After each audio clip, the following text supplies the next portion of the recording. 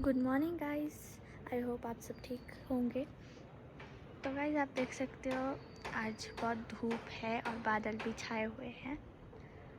और गाइस लोग fake video डालते कि स्नो हो रही है। कोई स्नो नहीं हो रही है, ना ही कोई बारिश हो रही है, सिर्फ धूप लगी है।